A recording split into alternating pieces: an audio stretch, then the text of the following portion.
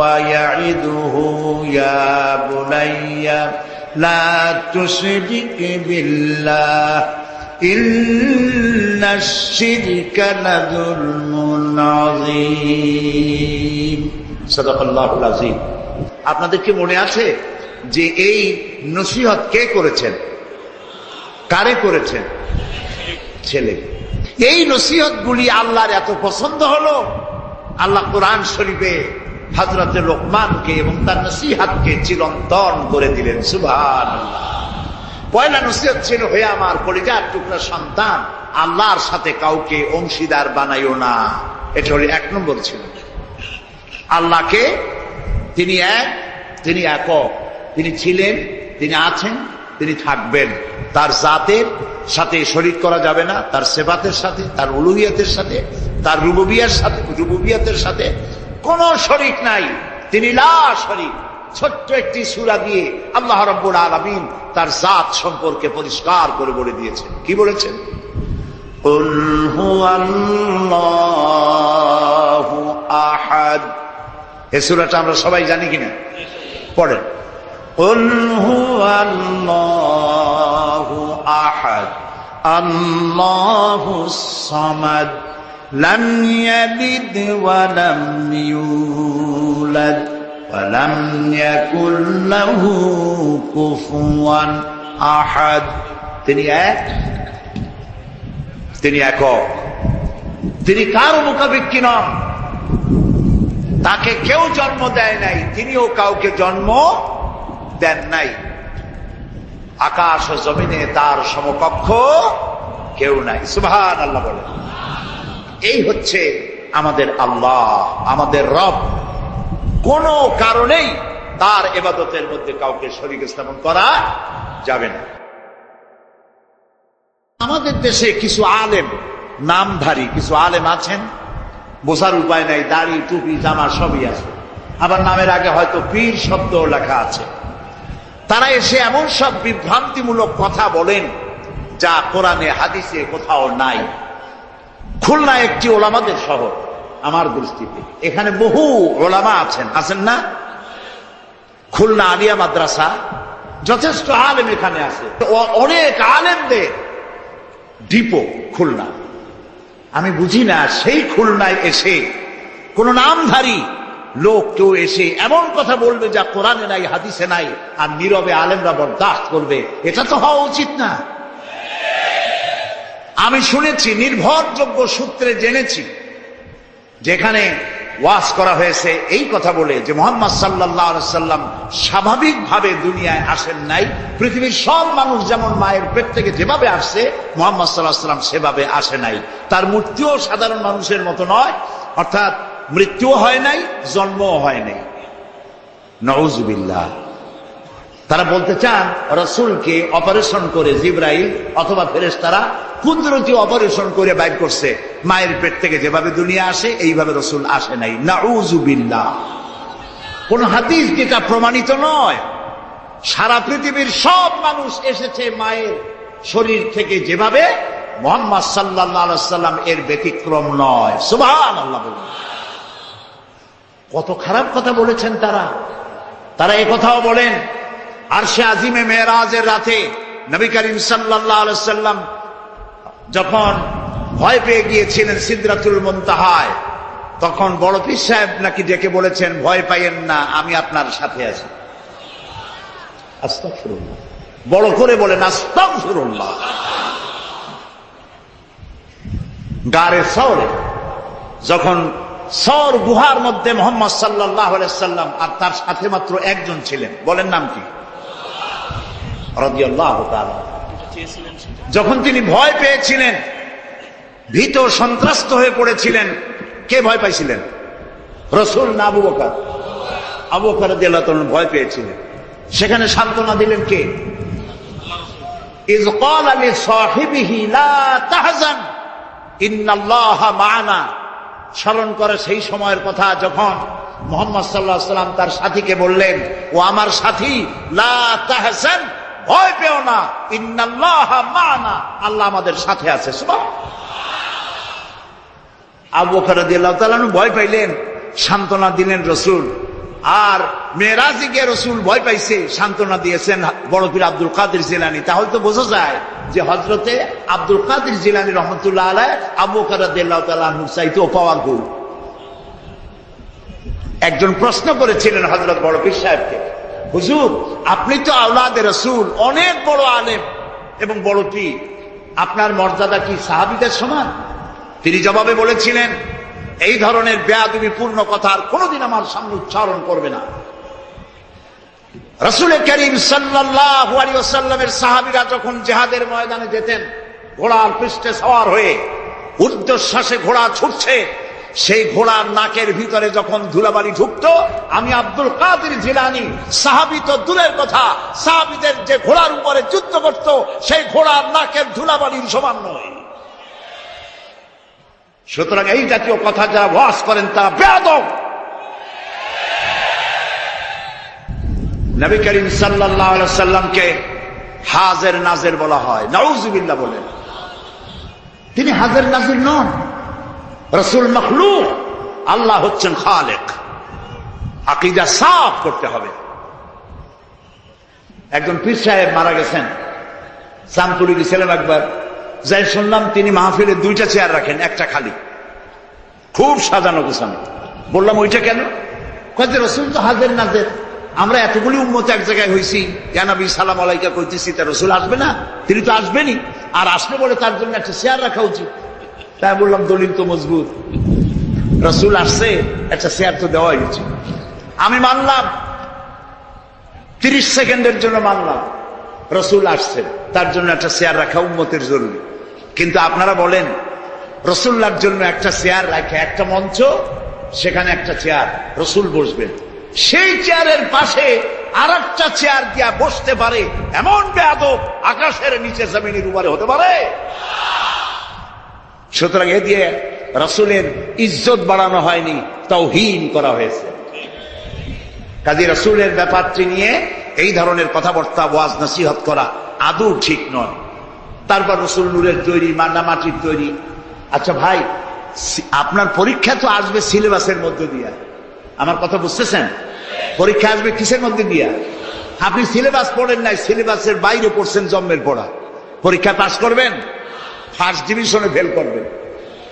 কিয়ামতের দিন আল্লাহ রাব্বুল আলামিন, বিশ্বাস করুন আমার সামনে কোরআন, কিয়ামতের দিন আল্লাহ রাব্বুল আলামিন তার কোন বান্দাকে প্রশ্ন করবেন না রাসূল নূরের ছিল না মাটির ছিল, এ ব্যাপারে তোমার আকীদা কি? রাসূল গায়েব জানতেন কিনা, এ ব্যাপারে তোমার আকীদা কি? রাসূল হাজির নাজির ছিলেন কিনা, এ ব্যাপারে তোমার আকীদা কি? এই ব্যাপারে একটি প্রশ্ন করা হবে না। যেই ব্যাপারে প্রশ্ন নাই সেই ব্যাপারে আজে বাজে বক্তব্য দিয়ে আপনারা রাসূলের মহব্বত দেখান, কিন্তু রাসূলকে যখন গালি দেয় আপনারা তখন থাকেন কই? কোনোদিন তো শুনলাম না জমু হুজুরের রাসূলের সুন্নাত চালু করার জন্য কোন জায়গায় জিহাদের ময়দানে অ্যাটাক হয়েছেন, পাথর খেয়েছেন, জেলে গেছেন, জরিমানা হয়েছে, এরকম তো শুনি না। শুধু আজে বাজে ওয়াজ করেন আর পকেট ভরে পয়সা নিয়ে বাড়ি চলে যান, আর মানুষের মধ্যে বিভ্রান্তি ছড়ায় যান। আল্লাহর ওয়াস্তে খুলনার ওলামাদেরকে বলবো, এই জাতীয় লোকদেরকে খুলনায় প্রবেশ করতে দিবেন না। আমরা কোনো আজে বাজে বক্তব্য শুনতে চাই না। যে কথা বলবেন প্রত্যেকটি কথার পেছনে দলিল দিতে হবে, কোরআন আর হাদিস। কথা বুঝে আসছে? সুতরাং আকীদা সাফ করতে হবে, কারণ আল্লাহ রাব্বুল আলামিন বলেন, وَقَدِمْنَا إِلَى مَا عَمِلُوا مِنْ عَمَلٍ فَجَعَلْنَاهُ هَبَاءً مَنْثُورًا। আল্লাহ তাআলা বলেন, কিয়ামতের দিন আমি যখন বান্দার আমলনামার দিকে আমি যখন মনোযোগী হব, ওই আমলনামার ভিতরে আমি যদি শিরক মিশ্রিত দেখি, তাহলে বান্দার আমলনামাকে ধুলাবালির মতো উড়াইয়া দেব, ধুলি কণার মতো আমলনামাকে উড়িয়ে দেওয়া হবে। আমি দৃষ্টান্ত দিতে গিয়ে বলি, 10 কোটি 5 কোটি টাকা বা 100 কোটি টাকা খরচ করে বিশাল একটা বিল্ডিং তৈরি করেছেন। এই বিল্ডিংটা ধ্বংস করার জন্য একটা টাইম বোম যথেষ্ট, ঠিক কিনা? একটা টাইম বোম রেখে দিলেন, দূরের থেকে রিমোট কন্ট্রোলের বাটন টিপলেন, বোমাটা বিস্ফোরিত হলো, 100 কোটি টাকার খরচ করা বিশাল বিল্ডিং মুহূর্তের ভিতরে ধূলিকণায় পরিণত হয়ে যায়। এটা বোঝা কি কঠিন না সহজ? আমলনামার ভেতরে যদি শিরক মিশ্রিত থাকে তাহলে আল্লাহ রাব্বুল আলামিন বলছেন কিয়ামতের দিন আমলনামাকে শিরক মিশ্রিত আমলনামা ধুলি কণার মতো উড়ায় দেবে, দাম নাই, সমস্ত আমলগুলি নষ্ট হয়ে যাবে। প্রিয় ভাই সব, সেই জন্য ইন্না শিরকা লাযুলমুন আযীম, শিরক হচ্ছে মস্ত বড় জুলম, অত্যাচার। এই জুলম থেকে আল্লাহ তাআলা আমাদেরকে হেফাজত করুন, আমরা যেন শিরক মুক্ত জীবন যাপন করতে পারি। আল্লাহ যেন তৌফিক আমাদের দেন। আমরা বলি আমিন, সবাই বলেন আমিন। শিরক হচ্ছে অংশীদারিত্ব, বলা যায় পার্টনারশিপ। এই পার্টনারশিপ বিজনেস দিয়ে আমি জিনিসটাকে অনেক সময় বুঝাইতে চেষ্টা করি। যেমন আপনি ব্যবসা করবেন, আপনার কাছে 1 কোটি টাকার প্রয়োজন একটা ব্যবসা করার জন্য, একটা রাস্তার কাজ উঠাবার জন্য, একটা ব্রিজ করার জন্য 1 কোটি টাকা দরকার, কিন্তু আছে আপনার কাছে 50 লাখ। এখন আর 50 লাখ টাকা যার কাছে পাওয়া যায় এরকম একজন পার্টনার আপনার দরকার বলেই আপনি একজন পার্টনার খোঁজেন, ঠিক কিনা? 3 কারণে পার্টনারশিপ বিজনেস হয়। কয় কারণে বলেন? 3 কারণ। 1 নম্বর হলো পুঁজির অভাব, 2 নম্বরে পুঁজি আছে কিন্তু ব্যবসা কেমনে করে ওই জ্ঞান নাই। প্রিয় ভাই সব, পুঁজি হইলেই কি ব্যবসা করা যায়? যদি কেউ চেষ্টা করতে চান করতে পারেন, লক্ষ লক্ষ টাকা দিয়ে ব্যবসাটা করেন, ব্যবসার কোনো জ্ঞান নাই, 1 মাস যাইতে পারবে না, বড় বড় 5-6টা লাল বাতি জ্বলবে আপনার দোকানের সামনে, ঠিক কিনা? কর এক্সপেরিয়েন্স, দক্ষতা, অভিজ্ঞতা, এটি ব্যবসার সব থেকে বড় মূলধন। তাহলে আমরা পার্টনারশিপ বিজনেস করি, 1 নম্বরের কারণ হলো কিসের অভাব? পুঁজির অভাব। 2 নম্বরে জ্ঞানের অভাব, একজন জ্ঞানী লোক তালাশ করি যার ব্যবসার অভিজ্ঞতা আছে। 3 নম্বরে পুঁজিও আছে, ব্যবসার জ্ঞানও আছে, কিন্তু বুড়ো হয়ে গেছে, একেবারে হাঁটতে পারে না, কালাইতে পারে না, সোজা হইতে পারে না, কিন্তু ব্যবসা করার শখ। সেই জন্য একজন স্বাস্থ্যবান, আমানতদার, দিয়ানতদার, যোগ্য একজন লোক তিনি তালাশ করেন। তাহলে 3 কারণে পার্টনারশিপ বিজনেস হয়। কয় কারণ? খুব লক্ষ্য করে। যারা শিরক করে আল্লাহ বরদাস্ত করেন না কেন? কারণ হচ্ছে এই 3 কারণের কোনো অভাব আল্লাহর কাছে আছে। একটা একটা করে দেখি। প্রথমে পুঁজির অভাব। আল্লাহর কি পুঁজির অভাব আছে? আল্লাহ রাব্বুল আলামিন বলেন, লিল্লাহি মা ফিস সামাওয়াতি ওয়া মা ফিল আরদ, আকাশ আর জমিনের একচ্ছত্র মালিকানা আল্লাহ। আকাশ এ জমিন কার? আল্লাহ। জোরে বলুন, সবকিছুর মালিকানা আল্লাহ তাআলা, তিনি সবটার মালিক। সাগরকে নগর বানান, নগরকে সাগর বানান, আমিরকে ফকির বানান, ফকিরকে আমির বানান, যা খুশি ফাআলুল লিমা ইউরিদ, যা খুশি তাই তিনি করতে পারেন, সবটার মালিক। কাজী তার কাছে কোনো পুঁজির অভাব নাই। এই জন্য পার্টনারশিপ বিজনেস করার আল্লাহর কোনো দরকার নাই। গেল। 2 নম্বরে অভিজ্ঞতার অভাব, এক্সপেরিয়েন্সের অভাব। আল্লাহর অভিজ্ঞতার অভাব, আল্লাহর জ্ঞানের অভাব। আল্লাহ তাআলা বলছেন, ওয়াল্লাহু ইয়ালামু ওয়া আনতুম লা তা'লামুন, আল্লাহ সব জানেন, তুমি কিচ্ছু জানো। কে বলেছেন? আল্লাহ তাআলা বলেছেন কিচ্ছু জানো না। ওমা উতীতুম মিনাল ইলমি ইল্লা কালিলা। আল্লাহ যদি বলতেন ওমা উতীতুম মিনাল ইলমি ইল্লা কালিল, তাহলে কিছু পাইতাম। এখানে তিনি বলেছেন ইল্লা কালিলা, একেবারে কিছু না, সামান্যতম। সামান্য না, সামান্য আর সামান্যতম 2 কথা কি এক? যে সামান্য, ওই সামান্যটারে সামান্য সামান্য করতে করতে অল্প একটু দিছে, একেবারেই কম। কিন্তু সেই কমটা কত বেশি? সুবহানাল্লাহ কবেন না আগে? সেই কমটা কত বেশি? আকাশে মহাশূন্যে ওজন নামক একটা স্তর আছে। ওজন মানে মাপার ওজন না, এটার বানান হচ্ছে OZONE, ওজন। একটি লেয়ার আছে, ওজন লেয়ার। এটা কে বানাইছে? আল্লাহ বানিয়েছেন। কেন বানিয়েছেন? সূর্যের আল্ট্রা ভায়োলেট রে, অতি বেগুনি রশ্মি, এটি অত্যন্ত মারাত্মক ক্ষতিকর। এটি যেন পৃথিবীর মাটিতে না আসে, যদি পৃথিবীর মাটিতে আসে তাহলে প্রাণী জগৎ ক্যান্সার আক্রান্ত হয়ে সব মারা যাবে। এই জন্য আল্লাহ তাআলা ওজোন স্তর এভাবে রেখে দিয়েছেন টাইট করে। বিজ্ঞানীরা তারা দেখতে পেল সেই ওজোন স্তরে ফাটল ধরেছে। ওমা উতিতু মিনাল ইলমি ইল্লা কালিলা, সামান্য জ্ঞান এই যে ফাটল ধরছে কোন জায়গায় তা তারা দেখছে। এই ফাটল দিয়ে অতি বেগুনি রশ্মি আসতে পারে পৃথিবীতে। ফাটলো কেন? সেই ফাটার জন্য আল্লাহ দায়ী না বা তার ফেরেশতারাও দায়ী না। ফাটাবার জন্য দায়ী কারা? কারা? ও তাও তো আপনারা বুঝেন, কি ওয়াজ করবো। ফাটাবার জন্য আমরা দায়ী। কিভাবে ফাটাইলাম? আমরা ফাটাইছি এইভাবে, আমাদের সমস্ত কল কারখানার ধোঁয়া, আমাদের গাড়ির কালো ধোঁয়া, এরপরে সমস্ত কল কারখানার ওয়েস্টেজ বর্জ্য এবং যত বোমা বিস্ফোরণ করে টেস্ট করার জন্য, তাতে পানি নষ্ট করেছে, মরুভূমি নষ্ট করেছে, পরিবেশ নষ্ট করেছে। গাছ কাটিয়া সমানে গাছ কেটে পরিবেশ ধ্বংস করা হয়েছে, পাহাড় কেটে পরিবেশ ধ্বংস করা হয়েছে।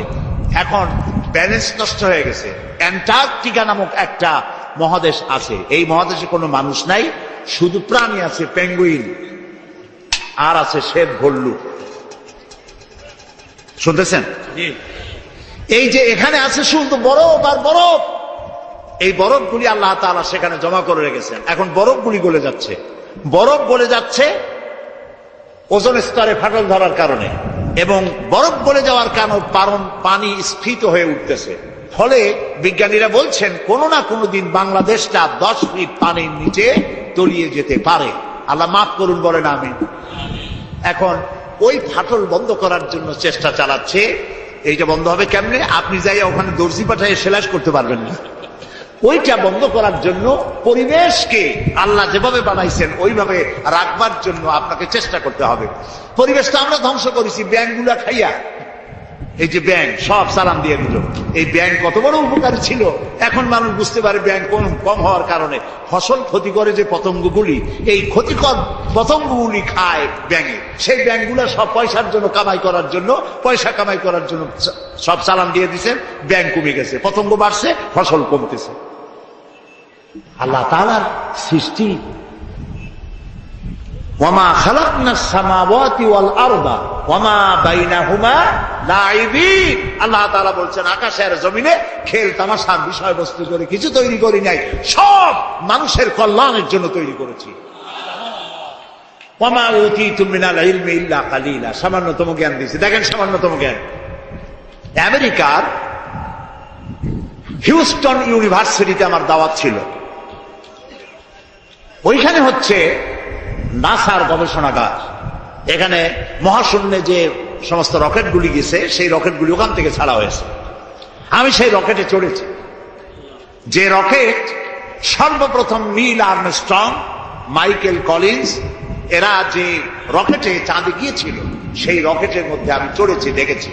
5 ঘন্টা, অনেক সময় লাগে দেখতে, কিন্তু আমি 5 ঘন্টা ছিল সময় হাতে, এই সময় নিয়ে দেখেছি। ওই যে মহাশূন্যে চলে গেল তারা, এই যাওয়ার জন্য রকেট যখন যায় তখন এই ধরনের জামা কাপড় পরে যেতে পারে না, কারণ মাধ্যাকর্ষণ শক্তি পার হয়ে যাওয়ার পর ওখানে আবার মাধ্যাকর্ষণ আছে। প্রত্যেকটি সৌরজগতের প্রত্যেকটি গ্রহ উপগ্রহের আলাদা আলাদা ল অফ গ্রাভিটেশন আছে। সুবহানাল্লাহ। একটা আরেকটাকে টেনে ধরছে। আল্লাহু আকবার বলেন। সূর্য পৃথিবীকে টেনে ধরেছে, পৃথিবী সূর্যকে টেনে, একটার সাথে আরেকটা এইভাবে টেনে ধরা আছে। আল্লাহ তাআলা এই ব্যবস্থা করে রেখেছে। সুবহানাল্লাহ। এই ব্যবস্থাপনা যেদিন শেষ হবে সেদিন কিয়ামত হয়ে যাবে। আচ্ছা, এইখানে কাপড় চোপড় তাদের আলাদা, ওখানে অক্সিজেন নাই, সেই জন্য অক্সিজেন পিঠে বেঁধে, সিলিন্ডার বেঁধে নাকের সাথে লাগানো থাকে। দেখছেন না আপনারা ছবি? এরপরে তারা যে খানাগুলো খায় সে খাবারের জন্য এই রকমের প্লেট হবে না, সেটা ম্যাগনেটিক প্লেট হবে। খাবারগুলো এর মধ্যে আটকে থাকে। যদি আটকানো ব্যবস্থা না হয় তাহলে খাবারগুলো ভেতরে গিয়ে ভাত যদি হাতে নেন ভাতগুলো উড়ে যাবে, একটা একটা ধরে ধরে খাওয়া লাগবে। পানিগুলো ছিটকে যায়, সেই জন্য ট্যাপের উপরে ঢাকনা দিয়ে হাত ঢুকবার ব্যবস্থা আছে, তা না হলে পানিগুলি বৃষ্টির মতো উড়ে যাবে। এই ব্যবস্থা। এইখানে বিজ্ঞানীরা কি করলো? পৃথিবী থেকে 49 কোটি কিলোমিটার দূরে 49 কোটি কিলোমিটার দূরে হলো মঙ্গল গ্রহ, যেটাকে মার্স বলা হয়। সেইখানে সোজার্নার নামক একটি গাড়ি পাঠিয়ে দিল আমেরিকার নাসা থেকে। এটি 10 কেজি ওজনের একটি রোবটের মতোই। ওর মধ্যে একটি গাড়ি আছে, 6 চাকার একটি গাড়ি। সেই গাড়িটা নিয়ে এটা চলে গেল, রকেট এটা চলে গেল। 49 কোটি মাইল অতিক্রম করতে কয়েক মাস সময় লাগলো। এরপরে সেখানে নামলো, নামার পরে পর্দাটা ফেটে গেল, গাড়িটা বেরিয়ে আসলো। ওতে ছিল হাই পাওয়ারের ক্যামেরা দিয়ে ছবি তুলবে এবং ছবিগুলি ওখান থেকে ট্রান্সমিট করবে নাসায়। চিন্তা করেন, 49 কোটি মাইল দূরে সেইখান থেকে ক্যামেরায় ফটো তুলছে আর ফটো ট্রান্সমিট করতেছে মাটিতে। সেই ফটো তুলতে তুলতে, ফটো আসতে আসতে বিজ্ঞানীরা দেখলেন, কম্পিউটারে তারা দেখতে পেল যে ওই গাড়িটা চলতে চলতে হঠাৎ এক জায়গায়, ছোট্ট গাড়ি তো, একটা পাথরের সাথে আঘাত লেগে কাত হয়ে গেছে, চাকা দুইটা উঁচু হয়ে গেছে। এই যেমন আমাদের দেশে বেবি ট্যাক্সি রাস্তায় মাঝে মধ্যে ছোট মানুষের মতো কাইতে হয়ে পড়ে, ওই রকম কাইতে হয়ে পড়ছে। চিন্তা করেন, এই পৃথিবীর মাটিতে বসে এই দৃশ্য দেখে কম্পিউটার মনিটরিং করে কাইত হওয়া গাড়িটাকে সোজা করে আবার চালাইয়া ছবি পাঠাবার ব্যবস্থা করেছে। ওয়ামা উতীতু মিনাল ইলমি ইল্লা কালিলা। এই যদি হয় সামান্য জ্ঞান, তাহলে আমার আল্লাহর জ্ঞান কত! সুবহানাল্লাহ। আল্লাহ তাআলা কত জ্ঞানী! সুবহানাল্লাহ, সুবহানাল্লাহ। তো আল্লাহ তাআলা পার্টনারশিপ বিজনেসের জন্য, আল্লাহ, আমি বলছিলাম পার্টনারশিপ বিজনেসের জন্য কয়টা জিনিস দরকার? 3টা। 1 নম্বরে পুঁজির অভাব। পুঁজির অভাব আল্লাহর আছে? এত আসতে করলে তো হবে না, এটা তো ইমানের প্রশ্ন। পুঁজির অভাব আছে আল্লাহ? 2 নম্বরে আল্লাহ তাআলার জ্ঞানের অভাব আছে, দক্ষতা, এক্সপেরিয়েন্স, অভিজ্ঞতার অভাব আছে। এবার 3 নম্বর কি বলছিলাম কোন তো দেখি? মাশাআল্লাহ, মনে আছে? আলহামদুলিল্লাহ, আলহামদুলিল্লাহ। সবাই পকেট ভরা নাম্বার নিয়ে বাড়ি যেতে পারবেন। 3 নম্বরে শক্তি। আল্লাহ তাআলা বয়সের ভারে এখন ক্লান্ত। বলেন নাউযুবিল্লাহ, বলেন নাউযুবিল্লাহ, আবারও বলেন নাউযুবিল্লাহ। খুলিকাল ইনসানু দাঈফা। আল্লাহ কয় তোরা দুর্বল। মানুষদেরকে সৃষ্টি করা হয়েছে কি করে? দুর্বল করে। আর আল্লাহর অবস্থা কি? আল্লাহ রাব্বুল আলামিন বলেন, আন্নাল কুওয়াতা লিল্লাহি জামিআ। আন্নাল কুওয়াতা লিল্লাহি জামিআ। সমস্ত ক্ষমতার উৎস কেবলমাত্র কে? আল্লাহ রাব্বুল আলামিন। আর আমার দেশে কিছু নেতা নেত্রী আছেন এমন, যারা বলে সকল ক্ষমতার উৎস জনগণ। বলেন নাউযুবিল্লাহ। এই কথা বলা জায়েজ নাই, এই কথা বিশ্বাস করা হারাম। এখন যদি গোটা পাশের বাবুয়া ব্যাংক, চেনেন বাবুয়া ব্যাংক, যদি মাহফিলের মধ্যে লাভ দিয়া এরকম পড়তে পড়তে আপনাদের মধ্যে আসে, খোলা ব্যাংক গুলি লাভ হবে যে জোরে, আপনারা লাভ দিবেন তার থেকে জোরে। কতগুলি বউবাসী, কতগুলি বল্লা, কতগুলি ভিবরুল যদি ছেড়ে দেওয়া যায়, মানুষ টেকবে একটাও। ওই মাথা দিয়ে সাপ ঢুকছে, শোনা মাত্রই এই মাথা দিয়ে লোক দৌড় দেবে, এমন দৌড় মারবে লবণ চোরা পর্যন্ত যাইয়া কবে, ভাই আমরা দৌড়াই কেন? আপনারা সকল ক্ষমতার উৎস। কেবলমাত্র পাগল আর ছাগলদের কথা এটা। সকল ক্ষমতার উৎস আল্লাহ তাআলা। কেউ যদি মনে করে যে এই কথা বললে জনগণ খুশি হবে, আমাদের ভোট দেবে, ভোট দিয়া ক্ষমতায় থাকা যায় না। ক্ষমতায় রাখার মালিক আল্লাহ। কে মালিক? আল্লাহ তাআলা মালিক। যারে খুশি উঠাবে, যারে খুশি নামাবে। ক্ষমতা কার? আল্লাহ তাআলা। সুবহানাল্লাহ, বলতে ইচ্ছা করে না। তো আন্নাল কুওয়াতা লিল্লাহি জামিআন, সমস্ত ক্ষমতার উৎস কেবলমাত্র আল্লাহ। এক আঙ্গুল আকাশের দিকে উঁচু করে বলেন, ক্ষমতার মালিক আল্লাহ। বলেন আল্লাহ, আল্লাহ, আল্লাহ। আলহামদুলিল্লাহ। ক্ষমতার একচ্ছত্র মালিক, যা খুশি তাই তিনি করতে পারেন। সুতরাং এই তিনটি কারণের কোনো কারণ তার মধ্যে নাই বলে আল্লাহ জুলম এটাকে বলেছেন শিরক, জুলমুন আযীম। অবশ্যই লাজুলমুন আযীম, অবশ্যই মারাত্মক অপরাধ জুলম। অপরাধ করা যাবে না, আল্লাহর সাথে কাউকে শরীক স্থাপন করা যাবে না। এখন শরীকটা কি? আল্লাহ তাআলা তিনি এমন সত্তা, তার সত্তা সম্পর্কে জানতে হবে। তিনি কোথায়? আল্লাহ তুমি কই? সকলে কয়, অনেকে বলে যে তিনি সব জায়গায়। বলে না ভাই, আল্লাহ কই? কই সব জায়গায়। এ কথা কি ঠিক? না, এটা ঠিক না। আল্লাহ সব জায়গায় হইলে তাহলে তো কত খারাপ জায়গাও আছে না দুনিয়ায় খারাপ জায়গা? আমি নাম নিলাম না, তাহলে তো আল্লাহ সেসব জায়গায় থাকতে হয়। নাউজুবিল্লাহ বলেন। আল্লাহ কোথায়? তার আল্লাহরই জিজ্ঞেস করা দরকার যে আল্লাহ তুমি কই? আল্লাহ তাআলা আমরা প্রশ্ন করার আগে সোয়ালে মুকাদ্দারের জবাব দিয়েই ফেলেছেন। আল্লাহ রাব্বুল আলামিন বলেছেন, আর রাহমানু আলাল আরশি ইসতাওয়া। আল্লাহ তাআলা আছেন আরশে আজিমে। কোথায় আছে বলেন? আরশে আজিম। আরশে আজিম আছে। লা তাখুযুহু সিনাতুন ওয়ালা নাওম। ঘুমও নাই, তন্দ্রাও নাই। আল্লাহ কয় 6 দিনে আকাশ আর জমিন বানাইছি, আমি ক্লান্ত হই নাই। সুবহানাল্লাহ। তার ক্লান্তি নাই, তার তন্দ্রা নাই। মুসা আলাইহিস সালাম বলেছেন, আল্লাহ তুমি নাকি ঘুমাও না। আল্লাহ কয় বিশ্বাস করো না? কয় আল্লাহ বিশ্বাস করি, তো বুঝি না ঘুমায় পারে কেমন? বুঝি না। ইব্রাহিম আলাইহিস সালাম এরকম বলেছিলেন, রব্বি আরিনি কাইফা তুহিয়াল মাউতা। আল্লাহ তাআলা মরারে জিন্দা বানাও কেমনে? আল্লাহ কয় আওয়ালাম তুমিন, বিশ্বাস করো না? কয় বিশ্বাস করি। বিশ্বাস না করি পারা যায়? নবী মানুষ বিশ্বাস করি, তবে কিনা কানে শোনা কথা আর চোখে দেখা একটু তো ব্যতিক্রম হয়। যদি তুমি আমারে দেখাও, ওয়ালাকিন লিয়াতমাইন্না কালবি, তাহলে আমার কলিজাটা ঠান্ডা হয়ে যায়। আল্লাহ কয় যখন তুমি বিশ্বাস করো তখন বুঝাইতে আর কোনো অসুবিধা নেই। আল্লাহ বুঝাইছে না? কেমনে বুঝাইছে সেটা আলাদা ওয়াজ, সেটা এখানে করবো না। মুসা আলাইহিস সালাম বললেন, আল্লাহ তাআলা তুমি নাকি ঘুমাও না। আল্লাহ কয় সত্যিই তো তাই, ঘুমাই না। তুই বিশ্বাস করো না? কই করি, বুঝি না। আল্লাহ কয় বিশ্বাস যখন করছো বুঝাই দিই, এক গ্লাস পানি আনো। এক গ্লাস পানি আনা হলো, দাঁড়া যাবো। আল্লাহ মুসারে করলেন পানি নিয়ে দাঁড়াও, আর ঘুমেরে করলেন মুসারে দাও। মুসা আলাইহিস সালাম ঘুমে ধরলো, হাত শিথিল হয়ে এক গ্লাস করে ভেঙে গেল। মুসা আলাইহিস সালাম ভয় পেয়ে গেলেন। আল্লাহ রাব্বুল আলামিন বলেন, মুসারে ভয় পাওয়ার কারণ নাই, আমি একটি বোঝার জন্য, দৃষ্টান্তের জন্য এই কাজটি করেছি। ভয় পাওয়ার কারণ নাই। একটা গ্লাস হাতে নিয়ে এক মুহূর্তে রাখতে পারো নাই। ঘুমের আমেজে গ্লাস ভেঙ্গে চুরমার হয়ে গেছে। তোমার রব যদি ঘুমায় যায় তাহলে আকাশ আর জমিনের ট্রাফিক সিস্টেম অচল হয়ে যায়। সব কিছু তোমার আল্লাহ হাতের মুঠায়। আমি আল্লাহ ঘুমাই না। তাছাড়া মাখলুকদের যা হয় খালেকের তা হয় না।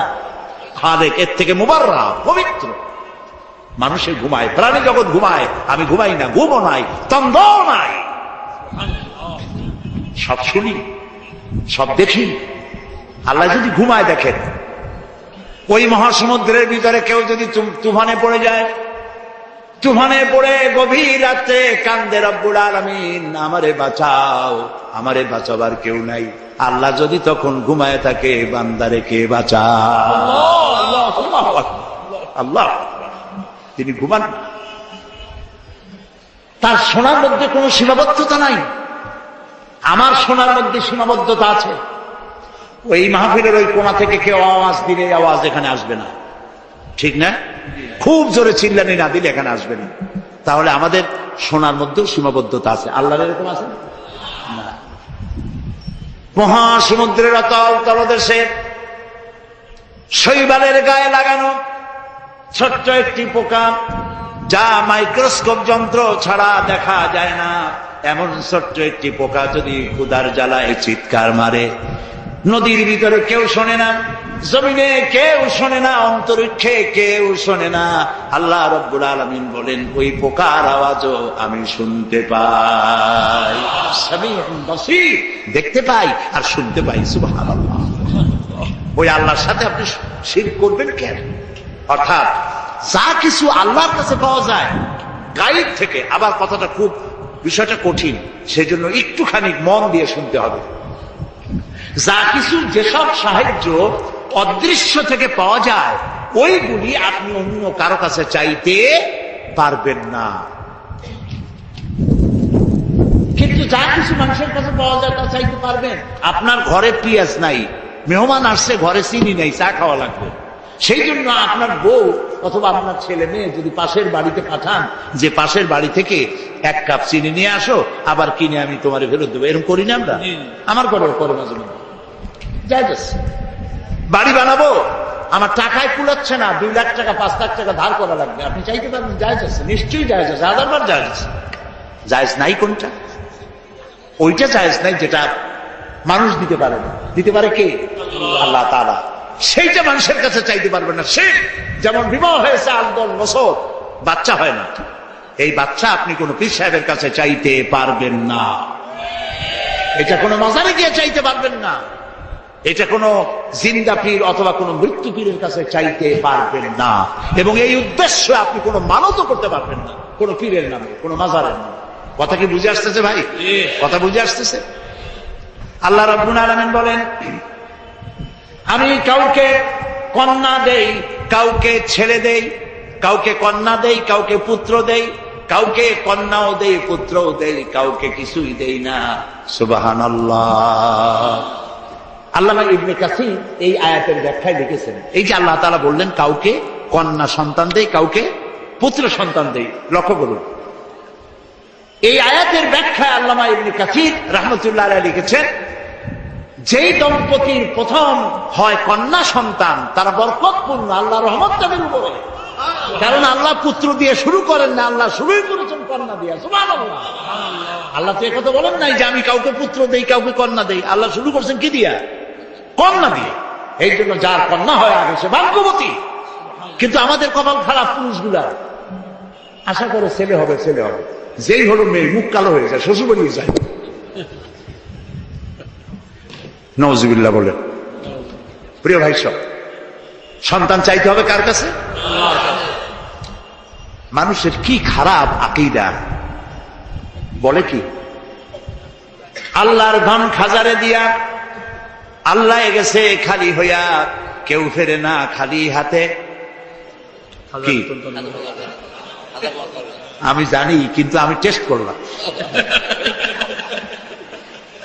এই গান গাওয়া জায়েজ নাই, বিশ্বাস করাও কত বড় মারাত্মক কথা। আপনার কি চিন্তা করছেন? আল্লাহর ধন খাজারে দিয়া আল্লাহ গেছে খালি হইয়া, তাহলে আল্লাহর অবস্থা এখন তো খুবই করুণ।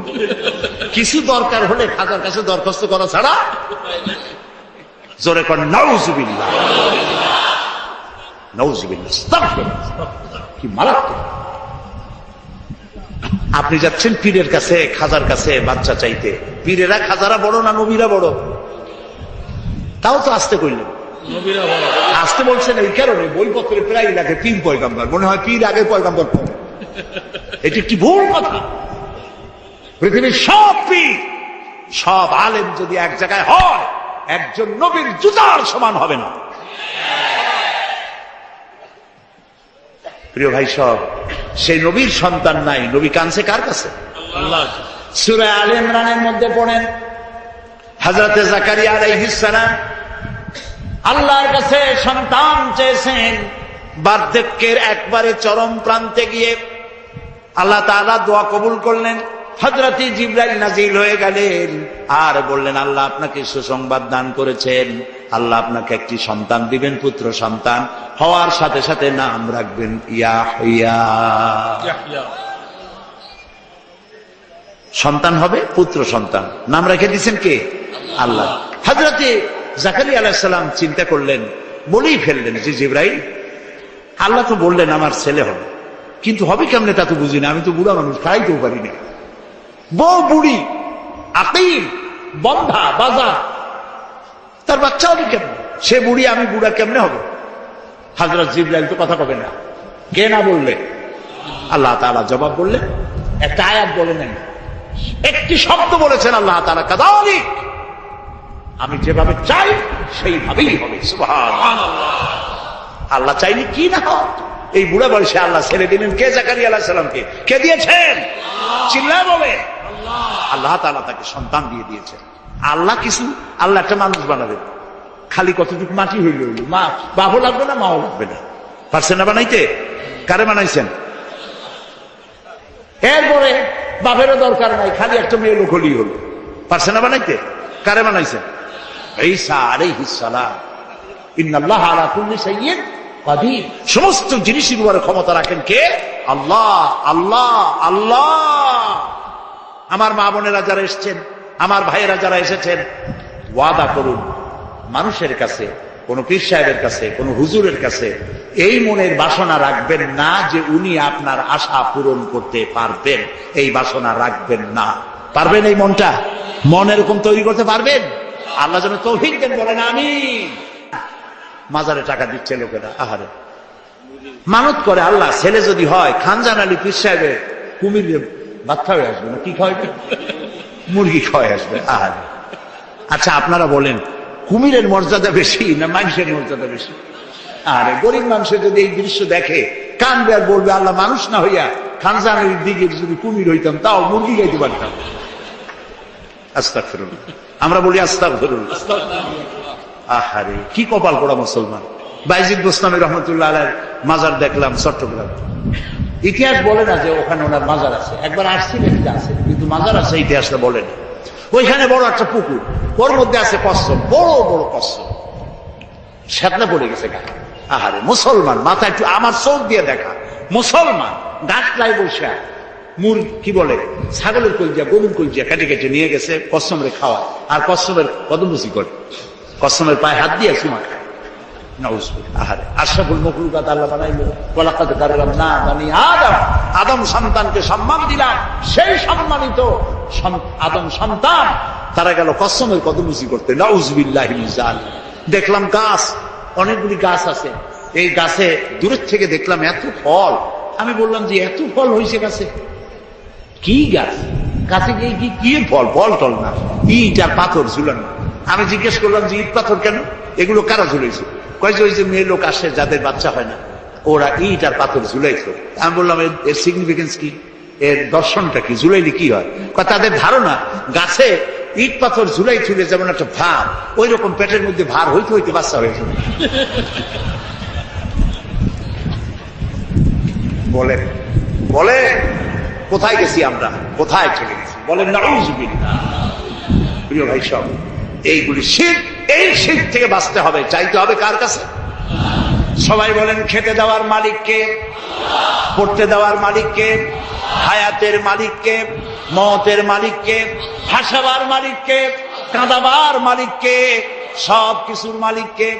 আল্লাহর নবী তাই বলেছেন, ওয়াইজা সাআলতা ফাসআলিল্লাহ ওয়াইজা ইসতাআনতা ফাসতাইন বিল্লাহ।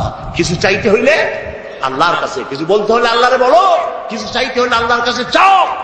ইয়াকা না'বুদু ওয়া ইয়াকা নাস্তাঈন। সূরা ফাতিহার মধ্যে সারা জীবন পড়লাম, আয় আল্লাহ তোমারই গোলামি করি, তোমার কাছে সাহায্য চাই। একবার কাবা শরীফে মসজিদুল হারাম নামাজের ইমামতি করতেছিলেন খতিব আশ-শাইখ সৌদ আশ-শুরাইন। সুবহানাল্লাহ, কি তেলাওয়াত আল্লাহ তাদের জবানে দিয়েছেন। সুবহানাল্লাহ। আল্লাহ তাদের হায়াত দারাজ করুন, বলেন আমিন। আমি খুলনার যারা ধনাঢ্য ব্যক্তি তাদেরকে বলি, হস্ত জীবনে করবেনই একবার। পয়সা যদি থাকে তাহলে ব্যাংকক, সিঙ্গাপুর, হংকং, হাবিজাবাই জায়গায় দৌড়াদৌড়ি না করিয়া রমজান মুবারকে উমরা করিয়েছেন। রাসূলুল্লাহ বলেছেন, রমজান মুবারকে যে উমরা করলো সেজন্য আমার সাথে হজ আদায় করলো। যাই দেখেন কি মজা। আহারে নামাজ পড়তেছে, কয়েক বছর আগের কথা, ইমাম সূরা ফাতিহা পড়তেছেন, ইয়াকা না'বুদু ওয়া ইয়াকা নাস্তাইন পর্যন্ত গিয়ে আটকে গেছে। বারবার পড়তেছে ইয়াকা না'বুদু ওয়া ইয়াকা নাস্তাইন। কান্না রোল পড়ে গেছে গোটা হারামে। আমার জীবনে সূরা ফাতিহার এই জায়গায় এসে এত কান্দাকাটি জীবনে আমিও করিনি। গোটা হারাম জুড়ে কান্নার রোল পড়েছে। কাবা শরীফ সামনে, আল্লাহ সাক্ষী করে পড়তেছি, ইয়াকা না'বুদু, আল্লাহ তোমার গোলামি করি, তোমার কাছেই সাহায্য চাই। সুবহানাল্লাহ ওয়া বিহামদিহি। এই গোলামিটা যদি ঠিক মতো হইতো আর সাহায্যটা যদি চাওয়া আল্লাহর কাছে ঠিক মতো হইতো, বুশের বাচ্চা বুশ মুসলমানদেরকে পিটাইতে পারত না। শারনের বাচ্চা শারন মুসলমানদের গায়ে হাত দিতে পারত না। কপাল পুড়েছে, আল্লাহরে চিনি নাই, আল্লাহরে চিনি নাই। ওয়ামা কাদারুল্লাহ হাক্কা কাদরিহি। আল্লাহর যা মর্যাদা, আল্লাহর যা মান সম্মান ইজ্জত, সেই পরিমাণে আল্লাহর হক এবং সম্মান অনুযায়ী ইবাদত করতে পারি নাই। কোরআনের ওই মর্যাদা দিতে পারে না যেই মর্যাদা কোরআনের দেওয়া উচিত। তাবিজ লিখে লিখে কোরআনের প্রতি সেই শ্রদ্ধা আমরা নষ্ট করে দিয়েছি। তাই এক শ্রেণীর লোকেরা বলে কোরআন হলো পুরাণ, 1400 বছর আগের কোরআন মানুষের উপকার, অর্থনীতি, সমাজনীতি দিবে কি? কারণ আপনি তো অর্থনীতি, সমাজনীতি পড়েন নাই, খালি তাবিজই তালাশ করছেন। কোন জায়গায় তাবিজ পাওয়া যায়? কি সব তাবিজ লেখে, লাল কালি। ধান্দা কেমনে লাগায় দেখেন, টিউবওয়েলের পানি, কলের পানি, ড্রেনের পানি, সালার পানি, বেড়ের পানি, খালের পানি, 7 জায়গার পানি, জাফরানের কালি, এগুলো আনিয়া তারপরে দাগ দেয়। কতগুলো লাল লাল দাগ দিয়া 1233, 1793, 612, 1117 সব ভাবি যাবি। এরপরে ফেরেশতাদের নাম লেখে, তারপরে লেখে ইয়া তেতমির, ওই যে কুকুরের নাম, হ্যাঁ জিবরাইল মিকাইল তো আছে, কুকুরের নাম লেখে। তারপরে কাপসা দেয় তুষ, এরপরে কি ধানের তুষ, এই সমস্ত দিয়ে টিয়া কতগুলি নাম টাম দিয়ে তাবিজ মানে নাউজ। আবার 40 কি চেহেলকা, চেহেলকা, কাফাকা, কাফাকা, কামাকা, কুকুকু, কুকুর কুকুর জাতীয় চেহেলকা, কুমকুমিয়া হাদিস কোথায় পাইছি আল্লাহ? কোন হাদিসে নেই। সাইফুল হাদিস হযরত মাওলানা মনোয়ার হোসেন মাদানী বসে আছেন, আমি যদি ভুল বলে দিই আজান কি কোন হাদিস? রাসূলুল্লাহ তাবিজের অনুমতি দেন নাই। হযরতে আব্দুল্লাহ ইবনে মাসউদ রাদিয়াল্লাহু তাআলা আনহু এবং হযরতে হুযায়ফা রাদিয়াল্লাহু তাআলা আনহু সহ অসংখ্য সাহাবী ছিলেন যারা তাবিজকে শিরক বলেছেন, জায়েজ বলেন নাই, শিরক বলেছেন। এরপরে গ্রামে দেখছি কলার ফেতরা, কলার পাতা শুকায় গেলে ওটারে কি কয়? বাসনা কয়, বাসনা বলে ফেতরা। ওগুলো পিসাবদের কাছে নিয়ে যায়, তারপর কলার ফেতরা গির দিয়া এরপরে মানুষের গলায় বান দা হারে। মানুষ কি ছাগল? ওয়ালাকাদ কাররামনা বানি আদম, আল্লাহ বানাইলেন সম্মানিত, ওরে ফেতরার খোল বাঁধে দেয় গলায়। আস্তাগফিরুল্লাহ, আস্তাগফিরুল্লাহ। কিছু কিছু বাচ্চা দেখা যায়, ছোট ছোট বাচ্চা, এতগুলা তাবিজ, হাঁটতেও পারে না। আমি চিন্তা করছি বাচ্চা যদি কথা বলতে পারতো, বাচ্চা কইতেছে আল্লাহ কি অপরাধ করছি, মার পেটে তো ভালো হয়েছিলাম, এই দুনিয়া আসার পরে এতগুলো তাবিজ দিচ্ছে আমার গলায়। এরপরে আজমিরের সুতা, লাল সুতা, কালো সুতা, পিসাবদের কাছে সুতা নিয়ে যায়, ওনারা সুতায় ফু দেয়, ফু দেয় গিরে দেয়, ফু দেয় গিরে দেয়। আহারে, একদম জায়েজ নাই, এগুলো ব্যবসা। প্রিয় ভাই সব, রাসূলুল্লাহ এই কাজ করেন নাই, একজন সাহাবীও তাবিজ লেখেন নাই। ঝাড়ফুঁক জায়েজ আছে, এর অনেক হাদিস আছে, ঝাড়ফুঁক জায়েজ আছে, রাসূলুল্লাহ নিজে করেছেন, ঝাড়ফুঁক করেছেন। আর ঝাড়ফুঁকের জন্য 2টি আলাদা সূরা আল্লাহ তাআলা নাযিল করে দিয়েছেন, মাওয়াজাতাইন, সূরা ফালাক, সূরা নাস। হাদিস শুনুন, রাসূলুল্লাহ বলেছেন সূরা ফালাক, সূরা নাস সকালে 3 বার আর রাতে 3 বার পড়ে হাত দুটো এরকম করে ফু দিয়া, সেই 2টি হাত গোটা শরীরে তেল ডলে যেরকম, ওইরকম করে গোটা শরীরে যে করবে, শয়তানের, দুষ্ট জিন এবং দুষ্ট মানুষের সকল প্রকারের অনিষ্টতা থেকে আল্লাহ তাকে হেফাজত করবেন বলেছেন রাসূল করিম সাল্লাল্লাহু আলাইহি ওয়াসাল্লাম। সুতরাং প্রিয় ভাই সব, তাবিজের কাছে আল্লাহর রাস্তায় যাবেন না আর শিরক করবেন না। আল্লাহ তাআলা বলেছেন আলাইসাল্লাহু বিকাফিন আবদা, আমি আল্লাহ, আমি আমার বান্দার জন্য যথেষ্ট নই? আপনারা কোন অবশ্যই যথেষ্ট, আপনারা বলেন অবশ্যই যথেষ্ট। সুতরাং এই কাজগুলির মধ্যে যাওয়া যাবে না, চাইতে হবে কার কাছে? আল্লাহর কাছে। নবী করিম সাল্লাল্লাহু আলাইহি ওয়াসাল্লাম হযরতে মুআজ রাদিয়াল্লাহু তাআলা আনহু রাসূলের পেছনে গাধার পিঠে বসা ছিলেন। নবী করিম সাল্লাল্লাহু আলাইহি ওয়াসাল্লাম বললেন ইয়া মুআজ, তিনি বললেন লাব্বাইক ওয়া সাদাইক। রাসূলুল্লাহ আবার বললেন ইয়া মুআজ, 3 বার। কয়বার? 3 বার। হযরত মুআজ বললেন লাব্বাইক ওয়া সাদাইক, হে রাসূল, গোলাম হাজির। রাসূলুল্লাহ জিজ্ঞেস করলেন মুআজ, তুমি কি জানো বান্দার উপরে আল্লাহর হক কি আর আল্লাহর উপরে বান্দার হক কি? তিনি বললেন আল্লাহু আ'লামু ওয়া রাসূল। সাহাবীদের জবাব এরকমই ছিল, আল্লাহ এবং তার রাসূল ভালো জানেন। আরেকটা হাদিস মনে পড়ে গেল মাঝখানে, এইটা বলার আগে ওইটা বলে দিই। রাসূলুল্লাহর কাছে একজন এসে বলল, শোনেন, রাসূলের কাছে একজন সাহাবী এসে বললেন, হে রাসূল, ওইটাই হয় যেটা আল্লাহ করেন এবং আপনি ইচ্ছা করেন, সেটাই তো হয়। আল্লাহ যেটা ইচ্ছা করেন আর আপনি যেটা ইচ্ছা করেন সেটাই তো হয়। রাসূলুল্লাহ সঙ্গে সঙ্গে ধমক দিলেন, কখনো এই কথা আর বলবে না। সেইটাই হয় যেটা আল্লাহ তাআলা ইচ্ছা করেন। এখানে আমাকে শরীক করো না, আমার ইচ্ছায় কিচ্ছু হয় না, সব হয় কার ইচ্ছায়? আল্লাহ তাআলা। সাথে সাথে রাসূলুল্লাহ তাকে সতর্ক করে দিলেন। রাসূলুল্লাহ যদি এভাবে সতর্ক করেন, আমাদেরকে সতর্ক হওয়া উচিত। রাসূলুল্লাহ 3 বার ডাকলেন। হযরত মুআজকে জিজ্ঞেস করলেন, তুমি জানো আল্লাহর উপরে বান্দার হক কি, বান্দার উপরে আল্লাহর হক কি? তিনি বললেন, আল্লাহ এবং রাসূল ভালো জানেন। আল্লাহর নবী বললেন, মুআজ শোনো, আল্লাহর উপরে বান্দার হক হচ্ছে বান্দা আল্লাহর ইবাদতের মধ্যে কাউকে শরীক স্থাপন করবে না। এটাই হলো আল্লাহর উপরে বান্দার হক। আর বান্দার উপরে আল্লাহর হক হচ্ছে যেই বান্দা আল্লাহর ইবাদতের মধ্যে কাউকে শরীক স্থাপন করবে না, আল্লাহ রাব্বুল আলামিন তার জন্য জাহান্নামের আগুন হারাম করে দিবে। খবরদার শিরকের কাছে যেও না। আমরা কি আল্লাহর সাথে দেখা করতে চাই? বলেন, দেখা করতে চাই? যারা জবাব দেন নাই তারা কিন্তু বিপদে। আমরা কি আল্লাহর সঙ্গে দেখা করতে চাই? যদি আমরা আল্লাহর সঙ্গে দেখা করতে চাই, আল্লাহ রাব্বুল আলামিন বলেন, ফামান কানা ইয়ারজু লিকা রাব্বিহি ফালইআমাল আমালান সালিহান ওয়ালা ইউশরিক বিইবাদাতি রাব্বিহি আহাদা। ফামান কানা ইয়ারজু লিকা রাব্বিহি, তোমাদের মধ্যে যে কেউ আল্লাহর সঙ্গে, রবের সঙ্গে যদি কেউ দেখা করতে চায়, 2টা কাজ করতে হবে। কয়টা কাজ? ফালইআমাল আমালান সালিহা, সেজন্য ভালো কাজ করে, উত্তম কাজ করে। ভালো কাজ, ভালো কাজ কারে কয়? ভালো কাজ করার জন্য 2টা শর্ত। ভালো কাজ করার জন্য কয়টা শর্ত?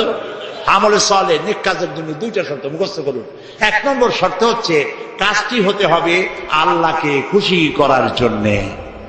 এত বড় তাফসীরের মাহফিল দেখে লোকেরা বুঝবে খুলনা সমাজ কল্যাণ পরিষদ কি বিরাট কাম করছে, এই নিয়তে নয়, এবং তারা সেই নিয়তে করেও নাই। আলহামদুলিল্লাহ বলে, এটা করবো এই জন্য, এই জন্য আল্লাহ খুশি হবেন, আল্লাহর কোরআনের প্রচার হবে, আল্লাহ খুশি হবে, সেই জন্য করেছে। তাহলে কাজটা, যে কোনো কাজ আমি করব, ভালো কাজ যেটাই করব, সে কাজটা করব কারে খুশি করার জন্য? আল্লাহকে। 2 নম্বরে কাজটি হতে হবে সুন্নতে নববী সাল্লাল্লাহু আলাইহি ওয়াসাল্লামের উপরে।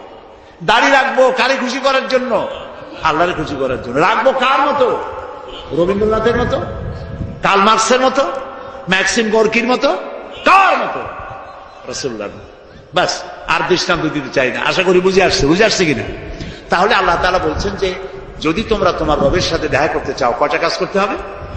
2টা। একটা কাজ হলো ভালো কাজ করো, নেক আমল করো। আর 2 নম্বরে হচ্ছে ওয়ালা ইউশরিক বিইবাদাতি রাব্বিহি আহাদা, আল্লাহর ইবাদতের সাথে কাউকে শরীক স্থাপন করো না। তাহলে আল্লাহ তাআলার সঙ্গে দেখা করা কিয়ামতে যাবে। প্রিয় ভাই সব, সুতরাং আমাদের কতগুলি জিনিস বাদ দিতে হবে। এই যে তাবিজ ব্যবহারের বিষয়টি আমাদেরকে ভাবতে হবে। আমরা ঝাড়ফুঁক আল্লাহর ওলিদের কাছ থেকে, বড় বড় আলেমদের কাছ থেকে ঝাড়ফুঁক নিতে পারবো। তাবিজ ব্যবহারের অভ্যাস আমাদের বাদ দিতে হবে। দড়ি, এই সুতা চুতা ইত্যাদি বান্দা, এগুলি বাদ দিতে হবে। এবং গণকের কাছে যাওয়া বাদ দিতে হবে, গণকের কথা বিশ্বাস করা বাদ দিতে হবে। মাজারে গিয়া চাদর দেওয়া, আগরবাতি দেওয়া, মোমবাতি দেওয়া, এগুলি দেওয়া বাদ দিতে হবে। পারবেন আপনারা? এগুলি করতে পারবেন? একটু চিন্তা করেন, আপনি মাজারে আগরবাতি, চাদর ইত্যাদি দেবেন কেন? ওনার লাইটের দরকার কি? আল্লাহ লাইটের ব্যবস্থা করতে পারবেন না? তিনি যদি আল্লাহর ওলি হন, আল্লাহ অন্ধকারে রাখবেন না। আর আপনি চাদর দেবেন উপরে, ভিতরে চাদরের ব্যবস্থা আল্লাহ করতে পারবেন না? আপনি যে টাকা দেন, এই টাকা দিয়ে উনি কি করবেন? উনি কি কমলা কিনবেন? শীতকালে উনি কি কম্বল কিনবেন? আল্লাহর উপরে বিশ্বাস হয় না কেন? আল্লাহর ওলি যদি হয় তো আল্লাহ তাআলা তাদের ব্যবস্থা করবেন। সুবহানাল্লাহ। এইখানে আমি মানুষকে বুঝাতে গিয়ে বলি, এইরকম বলি, এটা বলি আমি আজকের মতো শেষ করব। এটা এভাবে বলি যে মাজারে লোকেরা যায় মনের আশা পূরণ করতে, এইটাই বেশিরভাগ। জিয়ারতের চাইতে মনের উদ্দেশ্য বেশি থাকে, নির্বাচনে যেন আমার দল নিয়ে জিততে পারি, এই জন্য আগে একটা মাজারে যাওয়া দরকার। ছেলে মেয়ে হওয়া, চাকরিতে প্রমোশন, ব্যবসায় উন্নতি ইত্যাদি, এই জন্য যায়। এখন আপনারা বলেন, হযরত শাহজালাল রহমতুল্লাহ আলাইহির মাতৃভাষা কি? বলেন। তিনি ইয়ামান থেকে এসেছিলেন, তার মাতৃভাষা আরবি। হযরত খাজা মুঈনুদ্দিন চিশতি রহমতুল্লাহ আলাইহির মাতৃভাষা কি? আরবি। বড় পীর আব্দুল কাদের জিলানী রহমতুল্লাহর মাতৃভাষা কি? আরবি। প্রিয় ভাই সব, এবার বলছেন এই তিনজন আল্লাহর ওলির নাম নিলাম, আল্লাহর মাহবুব বান্দার নাম নিলাম, ওনারা তিনজন আরবিতে, মাতৃভাষা আরবি। আপনার মাতৃভাষা কি? বাংলা। আপনি গিয়া ওইখানে বাংলায় বললেন বাবা খাজা বাবা শাহজালাল, খাজা বাবা মুন্সি রহমতুল্লাহ আলাইহি, আমার তো ছেলে নাই, ছেলে দাও। আমি তো মামলা করছি, চিন্তায় দাও। আমার তো ব্যবসা হয় না, আমি তো রোগের সময় শেষ হয়ে গেলাম, আমার রোগ ভালো করে দাও। এই যে বললেন, উনি কি বুঝলেন? উনি কি বুঝলেন? বুঝলেন না। গেল 1 নম্বর। 2 নম্বরে, আপনি যখন বলতেছিলেন তিনি তখন চেতনা না ঘুমে, হয়তো তোমার তিনি ঘুমেছিলেন, তা আপনি যে চিল্লাইলেন এত পয়সা খরচ করে গেলেন, এই উনি তো শুনতেও পারলেন না, ঘুমে গেলেন। 3 নম্বর, আপনি যখন চিল্লাইছেন বলেছেন, তখন উনি কবরে না অন্য কোথাও? কবরে যে থাকতেই হবে এর কোনো গ্যারান্টি আছে? মুদ্দার যে আপনি কবরে রাখছেন, শরীর তো পয়সা টসে শেষ, আর আল্লাহ যদি কারো শরীরকে হেফাজত করতে চান ভিন্ন কথা, কিন্তু তার রুহু কোথায় তা তো আপনি জানেন না। তো খামাখা আপনি যে 3টা ফায়ার করলেন, 3টা ফায়ার মিস হয়ে গেল। এই জন্য চাইতে হবে এমন সত্তার কাছে যিনি ঘুমান না। তিনি কে?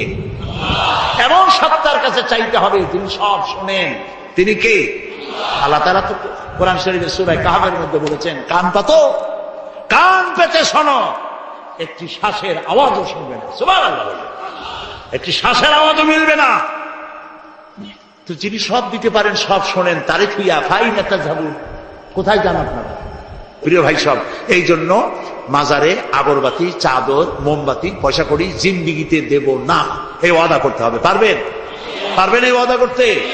কোন কোন সময় দেখা যায় কবরের কাছ থেকে যখন গাড়ি যায়, গাড়ি থামাই দেয়, গাড়ি আসতে, মনের মধ্যে ভয়, পীর সাহেব যদি এটা অ্যাক্সিডেন্ট করে দেয়।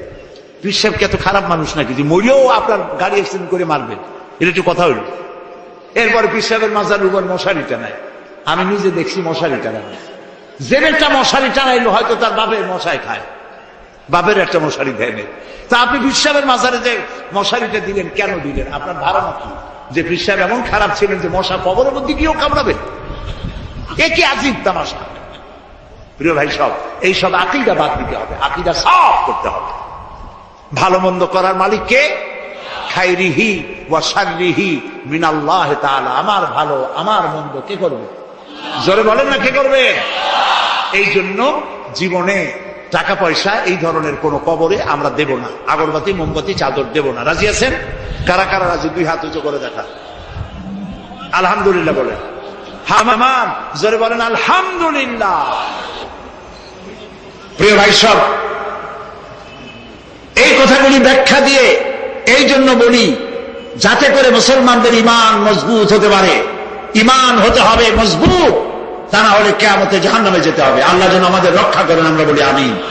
সবাই বলেন আমিন। প্রিয় ভাই সব, ঈমান দুর্বল হওয়ার কারণে লোকেরা মাজারে যায়। ঈমান দুর্বল হওয়ার কারণে লোকেরা জীবিত পীর অথবা মৃত পীরের কাছে যায়। হক্কানি পীরের বিরোধিতা আমরা কোনো কালেও করিনি, আজও করব না, ঠিক কিনা বলেন? কিন্তু ভণ্ড দেওয়ানবাগির বিরোধিতা তো করতেই হবে। আর এক ভণ্ড রাজারবাগে তৈরি হয়েছে, তার বিরুদ্ধেও কথা বলতে হবে। যারা দেওয়ালে দেওয়ালে ফতোয়া লেখেন, ঘরে ঠাই নাই, সমাজের লোকেরা চেনে না, রাস্তায় রাস্তায় ফতোয়া, এটা হারাম সেটা হারাম, হারামের ফতোয়া কোরআন হাদিস দিয়ে দেওয়ালে রাখে, আর মানুষ দাঁড়ায় সেখানে পেশাব করে। ফতোয়ার প্রতি এমন অমর্যাদাকর অবস্থা বাংলাদেশে জীবনেও দেখি নাই, ঠিক কিনা বলেন? এই লোক নিজের বংশ পরিচয় গোপন করে নিজের নামের আগে সাইয়্যেদ শব্দ বসায়ছে, আর রাসূল বলেছেন যে ব্যক্তি তার বংশ পরিচয় গোপন করে তার উপরে আল্লাহ লানত, সে মালাউন, কিয়ামতে জাহান্নামে যাবে। নিজের মুরিদ বানাতে গিয়ে সেই মুরিদের মাথায় টুপি, টুপির উপরে পাগড়ি, পাগড়ির উপর রুমাল দিয়ে পেঁচাইয়া একটা মুরিদের আলাদা সেকশন চালু করেছে। হাদিস শরীফে এ ধরনের আলাদা কোন পোশাক তৈরি করে ইসলামের জন্য নিষেধ। প্রিয় ভাই সব, কোরআনের মাহফিল থেকে ঈমানকে মজবুত করে নিতে হবে। ভণ্ড দেওয়ানবাগী, মিথ্যাবাদী এবং ভণ্ড, তার থেকে গোটা জাতিকে বাঁচতে হবে, রক্ষা পেতে হবে।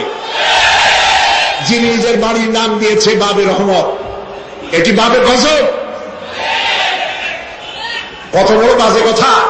নিজের নামে লেখে মোহাম্মদ ইসলামের পুনর্জীবন দানকারী। বেয়াদব, বেয়াদব!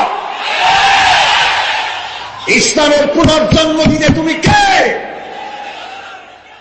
কোন মাদ্রাসায় পড়াশোনা করেছো? প্রিয় ভাই সব,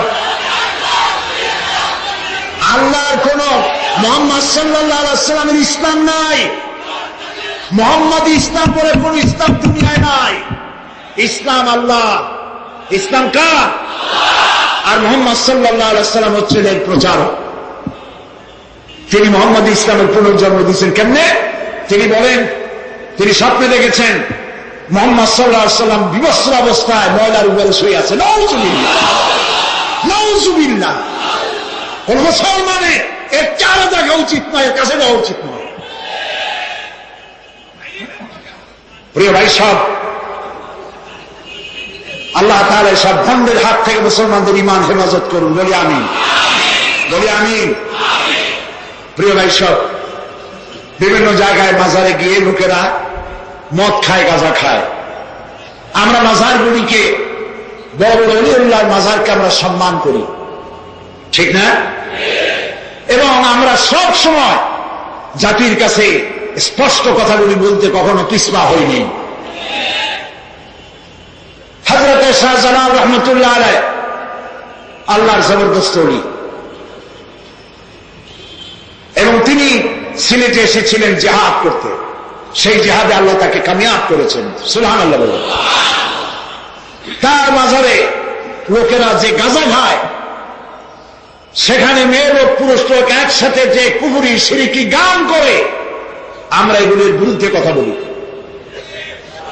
মাজারে আমরা কিছু চাইতে যাই না, আমরা মাজারে কিছু দিতে চাই। মাজারে কি দেই? আগরবাতি নয়, মোমবাতি নয়, চাদর নয়, একটি পয়সা। মাজারে কিছু সওয়াব দিতে চাই। মাজারে যাব, যদি যেতে হয় কোন মাজারে যেয়ে বসি, তাহলে সূরা ফাতিহা পড়বো, ইখলাস পড়বো, দরুদ শরীফ পড়বো, আর তার রুহের উপরে বকশিশ করে দেবো। এটাই নিয়ম। এটা কি? এটাই নিয়ম। কিছু পাওয়ার নিয়ত নিয়ে সেখানে যাওয়া যাবে না। বলা হচ্ছে 700 বছর ধরে এই সমস্ত কাজ হয়ে আসে। আমি বলতে চাই, সরকারের উচিত আল্লাহর ওলিদের যত মাজার আছে বাংলাদেশে, প্রত্যেকটি মাজার নিয়ন্ত্রণের দায়িত্ব সরকারের হাতে নেওয়া উচিত। সরকার পুলিশ দিয়ে পাহারা দেবে। কোন বাদশাওয়ালা লোকদেরকে পয়সা আদায় করার জন্য বসতে দেওয়া হবে না। সেইখানে বসে যে টাকাগুলি আদায় করা হয়, এই টাকাগুলি কোথায় যায়? মাজারের টাকা যায় কোথায়? প্রত্যেক মাজারকে কেন্দ্র করে মুতাল্লিদের মামলা আছে, ভাগাভাগি নিয়ে।